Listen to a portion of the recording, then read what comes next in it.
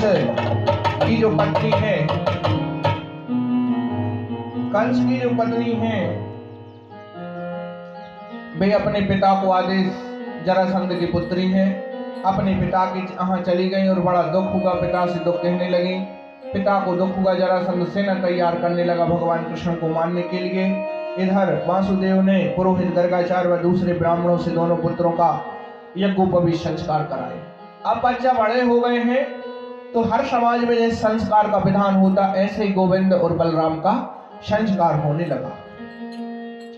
दोनों कुलगुरुओं ने निवास करने की इच्छा से कश्यप गोत्र सांदीपनि मुनि के यहाँ उज्जैन में शिक्षा प्राप्त करने लगे। 64 दिन में भगवान ने 64 कला सीखनी प्रारंभ करी और सीख गए। अध्ययन समाप्त होने पर मुनि ने प्रार्थना की, उन्हें दक्षिणा दे दी। भगवान ने शपथ विचार कर मांगा कि गुरु ने मांगा कि मेरे बालक को आप जीवित कर देवें और मुझे वापस कर देवें। भगवान ने उनके बालक को वापस कर दिया है। यमपुरी से लेकर आए और अपने गुरु को, उनके मरे मराए बालक को भगवान ने वापस किया। यह सुनकर भगवान घुसे और शंखासुर का भगवान ने वहां पे समुद्र में शंखासुर का वध किया है और यमराज की पुरी से गुरु बालक को सुंदर वापस कर दिया है। और उद्धव जी वृषवंशियों में एक प्रधान पुरुष थे, वे साक्षात बृहस्पति के शिष्य थे। कृष्ण के पधारियंच उद्धव जी से कहा कि आप ब्रज में जाएं। उद्धव जी को अभिमान आ गया था अपने ऊपर, तो भगवान ने उनसे कहा कि ब्रज में जाएं। नंद बाबा बहुत दुखी हैं। उद्धव जी को वैसे ही गले लगाकर सम्मान किया उन्हें, जैसे कृष्ण को करते हैं। कृष्ण का संदेश पाकर गोपियों को बहुत आनंद हुआ। उद्धव जी एक बात बताएं, जिस प्रकार हम उनसे प्यार व उनकी पूजा करते थे, वे भी हमसे प्यार करते थे और उसी प्रकार मथुरा की स्त्रियों से भी प्रेम करते थे। गोविंद सखी हो, अब उनसे राज्य पा लिया और वे बड़े बड़े राजाओं की सुंदर कन्याओं से विवाह करेंगे, हम ग्वालिन के साथ विवाह क्यों करेंगे? हम अनपढ़ गंवार, पढ़ी लिखी नहीं है, छोटी जाति की, नाना प्रकार से अपने आप को तुच्छ कहने लगी और कैसे भी अपने हृदय को शांत बना देने देगी, किसी भी अपने हृदय को शांत करने लगी, कुछ बक रही हैं क्रोध में। इस प्रकार कई महीनों रहकर ब्रज में मथुरा जाने की आज्ञा से सबसे मांगी। मथुरा पहुंचकर उन्होंने जैसे देखा तैसे बताया कि जो भी भेंट दी गई है उसे वासुदेव और कृष्ण को बता दिया। भगवान कुब्जा के घर गए और वहां पर भगवान का कुब्जा ने पूजन अर्चन किया है और दीर्घ काल से बड़े हुए वृद्ध ताप को भगवान ने वहां शांत किया है। फिर भगवान ने कहा कि मेरी गुरु हितोपदेशक और चाचा हो, हमारे वंश के अत्यंत प्रसन्नीय, सभी के सदा हितैषी हो। हम तो आपके बालक हैं, सदा ही आपकी रक्षा व कृपा के पात्र हैं। ऐसे वचन भगवान ने अपने अकूर जी को कहे। अकूर जी का हस्तिनापुर जाना और वहां पे सभी से भगवान मिले हैं। इस प्रकार आगे कथा है। जरासंध की दो पुत्री अस्ति और प्राप्ति में दुखी होकर अपने पिता की राजधानी गई। मगध के राजा हैं जरासंध, उनने भगवान से दुश्मनी मानी क्योंकि उनका जो दामाद था कंस, उसको भगवान ने मार दिया था। तो जो मामी थी, मामी अपने पिता के यहाँ गई और अपने भनेज को मारने के लिए षड्यंत्र फिर कर रही। जरासंध बहुत बड़ा राजा है, ब्राह्मणों का भक्त है, उसने भी सेना लेकर कृष्ण को मारने के लिए आतुर हो उठा और पहले दुखी हुआ, फिर 23 अक्षों ने सेना लेकर मथुरा को चारों ओर से घेर लिया। विचार भी कर रहे थे कि आकाश से सूर्य सम 2 रथ आ पहुंचे, युद्ध की सारी सामग्री आ गई, सारथी आ गए। मथुरा से भगवान बाहर निकलकर दोनों भाई आए, शंख बजाया जिससे कि मथुरा के प्राणियों को कोई हानि ना हो। भगवान मथुरा से अदृश्य होकर बाहर आ गए और उसने जो मथुरा को घेरा था उसके पीछे से भगवान ने शंख बजाया कि यहाँ आ जाओ, हम मथुरा में नहीं। उन निर्दोष प्राणियों का कोई दोष नहीं है, उन्हें नहीं मारो। भगवान ने अकेले बुलाया और भगवान ने जरासंध से कहा। जरासंध ने कहा, कृष्ण तू छोटा है, वह अपने मामा का हत्यारा है, यदि बलराम चाहे तो मुझसे युद्ध कर ले। इस प्रकार कहा, सारी सेना रथ टूट पड़ा और बलराम ने जरासंध को पकड़ लिया, कृष्ण के कहने पर छोड़ दिया। उसने लज्जा से सबकी करने का संकल्प लिया, मारने का। और रास्ते में राजाओं ने समझाया कि यदुकुल में रखा क्या है, हम सब आपके साथ हैं, आप तपस्या हेतु मत जाओ। दरअसल तपस्या करने जा रहा था। सभी पृथ्वी के राजा एकत्रित हो गए। भगवान क्यों छोड़ते राक्षसों को, कि जिसमें इनके रिश्तेदार, दोस्त, मित्र, सखा सब और दूसरे राक्षस इकट्ठे होके आ जाएं तो हम एक ही समय में सबका वध कर देंगे। आधे राक्षसों को भगवान मारते और आधे को छोड़ देते, जिसमें मैं अपने कुटुंब, नाती पंथी, सब रिश्तेदार जो भी हैं सब लेके आए, पूरा समाज आ जाए राक्षसों का, तो भगवान वध करें। ऐसा करके भगवान कुछ जो मुख्य होते थे उन छोड़ देते थे। इस प्रकार 17 बार 23 अक्षौणी सेना लेकर जरासंध ने कृष्ण के द्वारा सुरक्षित यदुवंशियों से युद्ध किया, किंतु यादवों ने कृष्ण शक्ति से हर बार की तरह उसकी सेना नष्ट कर दी। यदुवंशियों के उपेक्षा पूर्वक छोड़ देने पर जरासंध अपनी राजधानी लौट आया। 18वीं बार संग्राम छिड़ने वाला था, उसी समय नारद जी को भेजा। वीर कालियावन दिखाई पड़ा। युद्ध में कालियावन के सामने खड़ा होने वाला कोई दूसरा वीर संसार में नहीं था। उसने सुना कि यदुवंशी हमारे समान बलवान ही सामना कर सकते, तब 3 करोड़ मलिक्षों की सेना लेकर उसने मथुरा को घेर लिया। कृष्ण ने विचार किया कि यदुवंश, जरासंध और कालियावन दो प्रकार की विपदाओं से घिर गए, दो राक्षस भगवान को घेरे हैं। तब भगवान ने इसलिए आज ऐसे दुर्ग बनाएंगे जिसमें किसी का भी प्रवेश करना कठिन होगा। इससे 100 जनों को उसमें पहुंचाकर यवन का वध कराएंगे। समुद्र में लंबाई चौड़ाई 48 कोस थी। उस समय इंद्र ने भगवान श्री कृष्ण के लिए पारिजात वृक्ष सुधर्मा सभा भेजी, जिसमें कोई मनुष्य को भूख प्यास आदि ना लगे, और भगवान ने समुद्र में द्वारकापुरी का निर्माण किया। बोलो द्वारकाधीश भगवान की। भगवान ने 100 जनों को अपनी योग माया से द्वारका पहुंचा दिया, और बलराम को लगा कि उनसे सलाह नहीं ली, तो भगवान ने बलराम को मनाया और अस्त्र शस्त्रों के साथ नगर के बड़े दरवाजे से बाहर निकले। चतुर्भुज रूप से निकले, जैसे सूर्य का चंद्रोदय हो रहा हो, उदय हो रहा। कालियावन ने देखा कि नारद जी ने जो लक्षण बताए थे वो इनमें हैं, पर बिना अस्त्र शस्त्र के आ रहा, तो मैं भी बिना अस्त्र शस्त्र के पैदल जाऊंगा। भगवान ने जैसे ही देखा कि पास आ जाए, भगवान के जैसे ही पास आए कालियावन लड़ने के लिए, तो भगवान दौड़ पड़े, भागने लगे। भगवान पीछे से वो रगड़ता जा रहा, भगवान भागते जा रहे, क्योंकि भगवान की लीला अनंत। पकड़ने हेतु तो दौड़ने लगा। भगवान दौड़ते दौड़ते गुफा में लुक गए। उस गुफा में आकर देखा कि ग्वाल तो सो गया।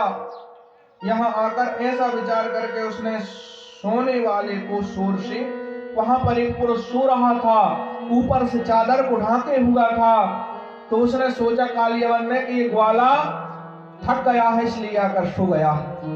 कहा क्यों रे, डर के मारे युद्ध से आकर सो गया। भगवान वहां लुक गए और वहां एक पुरुष सो रहा था।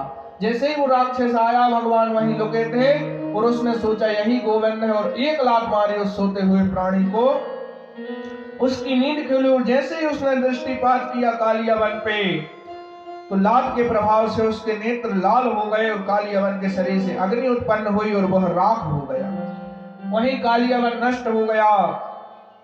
वे जो सोने वाले पुरुष थे वो कौन है? वे इक्ष्वाकु वंश के महाराजा मानधाता के पुत्र मुचुकुंद थे। वे ब्राह्मणों के परम भक्त थे और सत्य प्रिय थे। एक बार इंद्र आदि देवता असुरों से भयभीत हो गए, तब रक्षा के लिए प्रार्थना की।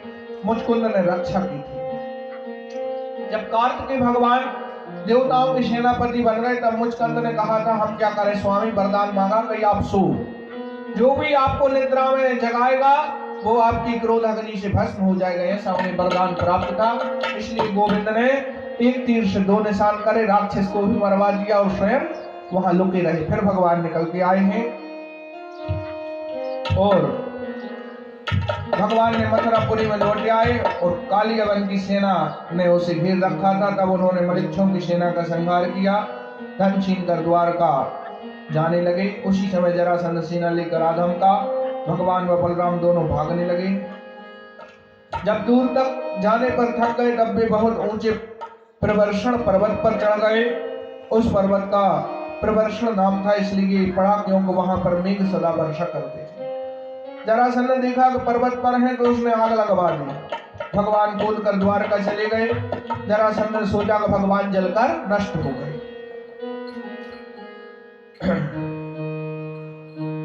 अब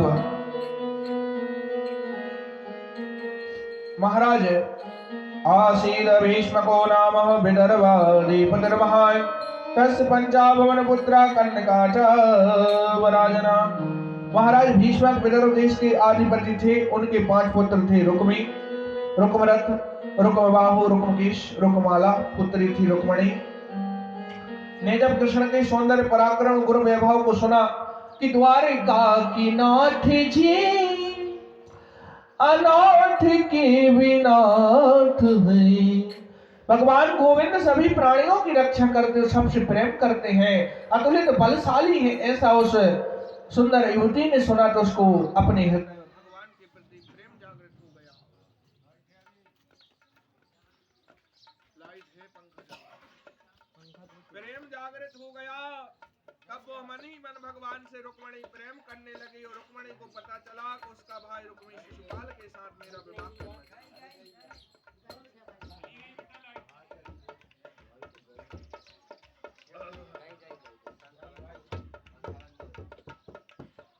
श्री राम जय राम जय जय राम, श्री राम जय राम जय, श्री राम जय राम जय जय राम, श्री राम श्री राम जय राम श्री राम।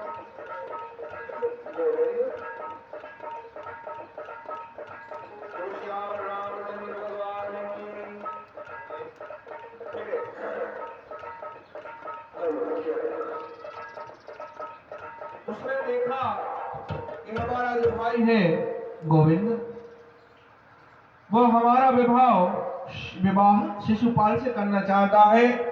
तो उसने सोच विचार कर एक विश्वास पात्र ब्राह्मण को तुरंत भगवान श्री कृष्ण के पास भेजा और उनके साथ एक पत्र भेज दिया।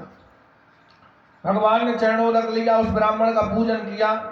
ब्राह्मण यदि जो मिल जाए उसे संतुष्ट हो रहे और अपने धर्म का पालन करे, उससे च्युत ना हो और वो संतोषी ही उसकी सारी कामनाएं पूर्ण कर देता है। भगवान ने ब्राह्मण से कहा, किस काम के लिए आए हो? हे ब्राह्मण देवता, आदेश करें, मैं आपकी क्या सेवा करना चाहता हूं। कहा, भगवान हम आपका पत्र लाए हैं। विदर्भ देश के जो राजा हैं उनकी पुत्री ने आपको एक गुप्त पत्र लिखा है। जैसे आजकल पत्र चलते हैं ना, एसएमएस द्वारा व्हाट्सएप पे लोग लिखकर भेजते हैं, वैसे ही भगवान का प्रेम पत्र आया। तो ब्राह्मण कहने लगा, मैं पढ़ने का अधिकारी नहीं हूं। रुक्मणी ने कहा है कि आप पढ़ो भाई, आपका पत्र है, आप दोनों के बीच में क्या जानूं। ब्राह्मण ने मना कर दिया, नहीं, ब्राह्मण हमारे इष्ट हैं। दुग्धम ब्राह्मणम निष्ठः भगवानम ब्राह्मण प्रिय। हम आपको प्रेम करते हैं, सभी ब्राह्मणों, सभी साधु संत, सबसे। आपसे कोई भी बात छिपी नहीं है। ब्राह्मण देवता, आप पढ़ के बता दीजिए। ऐसा कहने लगे। उसमें लिखा था, हे प्रीतम, मैंने आपको पति रूप से वर्णन किया है। मैं प्रीतम भगवान का प्रेम पत्र है जी, सुन लो। यही इस श्रीमद् भागवत में आता है, भगवान का भी प्रेम पत्र। हे प्रीतम, आप मुझे वर्णन करो, मैं आपको पति रूप में चाहती हूँ। मैंने आपको पति रूप में वर्णन किया है, आपको आत्मसमर्पण कर चुकी हूँ। आप अंतर्यामी है, मेरे हृदय की बात आपसे छुपी नहीं है। यहाँ पधार कर आप अपनी पत्नी के रूप में मुझे स्वीकार कीजिए। हे कमल नयन, मैं आपकी हूँ, इतना लिखा था। ठीक है। इस प्रकार ब्राह्मण देवता ने पत्र पढ़कर जाने लगे। उनको सुंदर आसन पर विराजमान किया गया, चरणों तक लिया गया, फल फूल का सेवन कराया गया और भगवान रथ तैयार करके शीघ्र नगरी की ओर चली गई। शिशुपाल का विवाह हो रहा था। जैसे शेर का भाग सियार ले जाता, वैसे शिशुपाल मेरा स्पर्श ना कर जाए, मेरा भाई उसकी तरफ मेरा पानी ग्रहण संस्कार कर रहा है, इसलिए आप मुझे ले जाएं, ऐसा लिखा था। अब मंडप हो गया। पहला होता है मंडपाक्षालन, दूसरा मातृका का पूजना। मंडप गड़ गया। और मातृका का पूजन यानी मायना होने लगा, तब देवी पूजन के लिए जाने लगी। तब भगवान वहां से रथ तैयार करके आ रहे हैं। भगवान की सुंदर ध्वजा लहरा रही है, रथ आ रहा है। रुक्मिणी जी हृदय में चिंता कर रही है कि मेरा विवाह एक शिशुपाल से होने जा रहा है जो राक्षस प्रवृत्ति का है। हे गोविंद, मैं आपको अपने हृदय से प्रेम करती हूँ और आपकी हूँ, इसका बार बार सोच रही हैं और देवी पूजन के लिए जा रही हैं। पूरा विदर्भ देश में सेना लग गई और जहां देवी पूजन कहाँ होता है? जो खीर माई होती है, जो खीरापति होती है, वही देवी पूजन करने, जो खीरे का आदमी होता है वहीं पे पूजन करने जाता। जो भी सुख दुख होता वहां भोग लगाते, सब संस्कारों में वहां देवी की पूजन होता है। वहां पे जो पूजन करने गई तो संग में युवतियां गई, जो इनकी सहेलियां थी, कोई सेना नहीं भेजी गई। शिशुपाल वहां तलवार लेकर खड़ा रहा अपनी बहन की रक्षा के लिए। सभी दैत्य वहां खड़े हैं और भगवान ने जिस प्रकार सियार अपना शिकार ले जाता, सिंह अपना शिकार खींच के ले जाता, उसी प्रकार गोविंद ने जैसे ही वे पहुंचे और जगदम्बा की पूजा करे। वे जगदम्बा कौन है? जिनकी नवरात्रि चल रही है, वही साक्षात जगदम्बा हृदय में उनको ध्यान करती है। जय जय गिरिवर राज किशोरी, जय महेश मुख चंद्र चकोरी, जय गनि बननी सदाननी माता, जगत जननी धामिनी दुखदाता, नहीं तबे आदिमत अभिसाना, अमित प्रभाव वेद नहीं जाना, भव भव विभव पराभव करिनी, विष विमोह की शोभस में, मोरे मनोरथ जाना होनी, बसहु सदा मोरे पूरे शबरी के।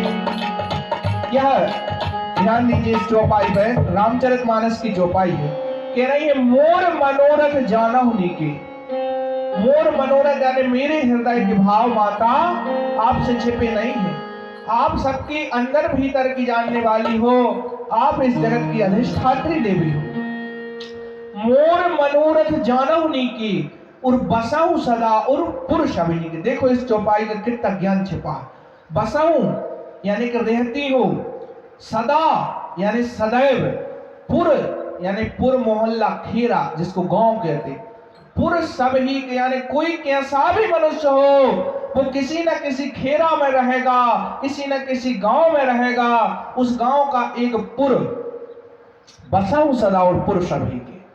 संपूर्ण भारतवर्ष में कोई भी प्राणी कहाँ रहे, चाहे सिटी में रहे, वो मुंबई कलकत्ता, वहां पर भी खेरा डिवाइड है, खेरों का विभाजन है। वहां खीर माई के रूप में सदा महादेवी विराजमान रहती।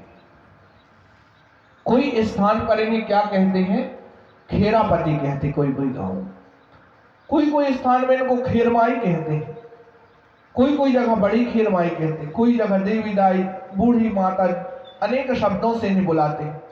पर अर्थ क्या है? बसाऊं सदा और पुर सभी के। पुर यानी होता है गांव, मोहल्ला, पुरा तो सुना होगा। तो सबके पुर में, सभी स्थानों में यह वास करते हैं। कोई भी पुरा ऐसा नहीं होता है जहां पे ये वास नहीं करती। स्कंद पुराण में आया है कि संपूर्ण पृथ्वी की रक्षा भगवती प्रतीक खीरे में रहकर करती। खीरा होता है, आप लोग विवाह शादी में खीरे में नारियल चढ़ाते होंगे, आपको समय खीरे की जो सीमा होती है उसको बंधवाते होंगे, आपको ध्यान होगा, हर मनुष्य का रहता है। उसमें भगवती रक्षा करती थी। वहां पे पूजन करने जैसे ही गई और पूजन करके निकली और भगवान का जो रथ है सिंह की तरह भगवान आए और भगवान ने रुक्मिणी का हाथ पकड़ा और जैसे ही अपने आसन पर बिठाला है रथ पर, और रथ दारुक ने भयंकर रूप से हाँका और देखते ही देखते जैसे हवा चलती है, ऐसे भगवान रुक्मिणी को लेकर भाग गए और सभी उनके पीछे से चिल्लाने लगे, दौड़ने लगे। जैसे ही देखा हाहाकार मच गए। रुक्मी जो भाई था वह सेना लेकर भयंकर दौड़ने लगा और शिशुपाल जिसके साथ विवाह हो रहा था अब वो बिना विवाह के रह गए, आधा विवाह हुआ। कितना हंसी होगी मोहल्ला पर उस समाज में कि भाई बारात दूल्हा आ नहीं पाया और दुल्हन दूसरे को लेके भग गई। भाई की बदनामी कितनी बड़ी होगी कि इसकी बहन जिससे ब्याह कर रहा था वो रह गया दूसरे। दोनों दौड़े, जिसके साथ विवाह हो रहा था वो सेना लेके दौड़ा और उसका भाई दौड़ा। और उसके जो पिता हैं वो कह रहे हैं मेरी बेटी ने उन्हें अपने दिल से, अपने हृदय से पसंद किया है, विवाह हो जाने दे। उसके पुत्र ने, रुक्मी ने एक भी नहीं मानी, दौड़ता हुआ कृष्ण को छेड़ने गया और भगवान को ललकारने लगा। वहां से जब बलदाऊ को पता चला कि कन्हैया अकेला युद्ध करने गया है और इस प्रकार की घटना घटित हुई, एक ब्राह्मण आया था बताया, तो बलदाऊ जी ने बहुत सी सेना तैयार करके पीछे से वो आ रही है। बहुत समय बाद जब पता लगा उनको जब आ रही है, तो यहां से गोविंद जा रहे हैं और द्वारिका से सेना लेके बलराम आ रहे, दोनों का मिलन होता। उसके पहले ही रुक्मी ने भगवान को घेर लिया आके और शिशुपाल आगे से आ गए, संपूर्ण सेना उन्हें घेर लिया। भगवान ने बाण चलाए, राक्षसों का वध किया है। रुक्मी को भगवान ने बांध लिया है। रुक्मणी प्रार्थना कर रही, हे परमात्मा आप दयालु हैं, साला कैसा भी होए, हे भगवान जी आपका साला है, हमने आपको अपने मन से विवाह कर लिया, अब इसे छोड़ दीजिए।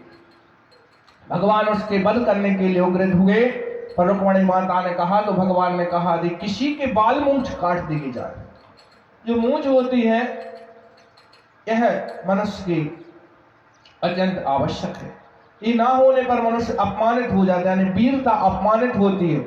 जो शिखा होती है, जैसे बाबा जी की बाल बूट है, जो जटा है इसी से उनकी सुंदरता, हमारे जो बाल है मूंछ, हमारी शिखा है चोटी, इससे हमारी सुंदरता है। किसी का पूर्ण रूप से मुंडन कर दो, ना कोई बाल बचे, ना उसकी शिखा बचे, ना उसकी चोटी बचे, कुछ ना बचे, तो उसके वध के समान हो जाता, उसका घोर अपमान। तो भगवान ने क्या किया, अपनी तलवार से उसके पूरे बाल काट दिए, मुंडा कर दिया और मुछ मुंडा कर दिया, मूंछ भी काट दी, तो उसका घोर अपमान हो गया। क्यों कर दिया? क्योंकि उस माता कह रही थी कि हे प्रभु ये आपका साला है, इसका वध ना करिए। इस प्रकार भगवान जा रहे थे। जब बलराम जी सेना लेके आने लगे तब भीष्मक ने सुना कि मेरी कन्या का विवाह देखने भगवान ने, बलराम ने रास्ते में ही दोनों को एक मंदिर पड़ा भगवान शंभू का, वहां पर विवाह कर दिया और संपूर्ण सेना के सहित भगवान बलभद्र अपने भाई श्री कृष्ण और अपनी जो वरवधू है उसको लेकर नगरी में प्रवेश करते हैं। सुंदर हर्षोत्सव भगवान के विवाह का मनाया गया। इस प्रकार भगवान की जो चरित्र हैं वो अनंत है। आगे की कथा आती है। कामदेव भगवान के अंश है। पहले जन्म में भगवान रुद्र ने क्रोध अग्नि से काम को भस्म कर दिया था।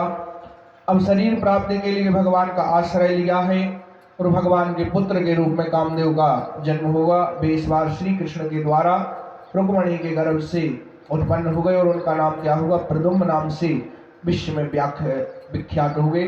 वो कौन है? कामदेव। सौंदर्य, वीर, शालीन आदि गुणों से युक्त हैं। प्रद्युम्न 10 दिन के ही थे कि शंबरासुर वेश बदल कर सूत का ग्रह से उन्हें हर ले गया और समुद्र में फेंक कर अपने घर को लौटाया। उसे मालूम था कि ये मेरा भावी शत्रु है। समुद्र में एक मत्स्य था, उसने उनको निगल लिया। मुंह आ रही थी मछलियां, उसी समय जो पुत्र गिरा तो उसके मुंह में प्रवेश कर गया। उसको एक मछुआरे ने पकड़ा, उसको वहां के राजा को भेंट कर दिया गया। अब मछली का राजा क्या करेगा? सुंदर मछली है तो राजा को बता दी गई। राजा ने वो मछली अपने जो भंडारी थे उनको बता दिया कि इसका भोजन बनाइए। रसोई में मछली को भिजवा दिया। कामदेव की यशस्वी पत्नी रति थी। जिस दिन शंकर जी क्रोध से कामदेव को भस्म किया, उसी दिन वह उनके देह से पुनः उत्पन्न होने की प्रतीक्षा कर रही थी। उसको शंबरासुर ने अपने यहाँ दाल भात बनाने के लिए काम पर रखा था। प्रद्युम्न को बड़ा होने पर उसने सब कुछ बता दिया कि आप कृष्ण तनय हो, भगवान कृष्ण के पुत्र हो, और महामाया नाम की विद्या सिखाई, उसे मारने की विधि सिखा दी। छोटा सा बच्चा है, उसकी पत्नी ने उसका पालन पोषण किया। उसकी जो पत्नी कामदेव की रति, अपनी माया से उसको जल्दी उसने बड़ा कर लिया, जिसमें जी मेरा पुत्र बनना लगे और इसमें पुत्र की प्रवृत्ति पुत्र जैसा ना हो, इसलिए उसने एक सुंदर युवक के रूप में उसे तुरंत ही तैयार कर लिया। उसे अनेक प्रकार से माया सिखलाई। प्रलंबासुर ने प्रद्युम्न ने संबरासुर से युद्ध किया जानबूझकर। दोनों का घोर युद्ध हुआ, संबरासुर का वध हुआ, पुष्प वर्षा हुई। उसके पश्चात मायावती रति ने अपने पति प्रद्युम्न को आकाश मार्ग से द्वारकापुरी ले गई।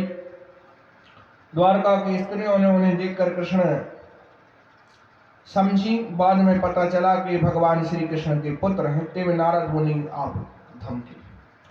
जैसे ही नारद मुनि आए, आशी सत्राजितो शौर्यो भगवतस्य परम सखा प्रीतयश्मी मणिप्रदार सौरिष्टव ईश्वंतकम। सत्राजित भगवान सूर्य का बहुत बड़ा उपासक था। भगवान सूर्य ने प्रसन्न होकर उसको एक सुंदर मणि दी थी सत्राजित को। वह मणि रोज 8 ग्राम सोना देती थी। उसको धारण कर सूर्य जैसा चमकने लगा और भगवान की सभा में आकर एक बार बैठ गया। वह मणि अत्यंत सुंदर थी। सत्राजित के भाई थे प्रसेन। उस समय परम प्रकाशमय मणि को अपने गले में धारण कर लिया और वह घोड़े पर सवार होकर शिकार खेलने के लिए चला गया।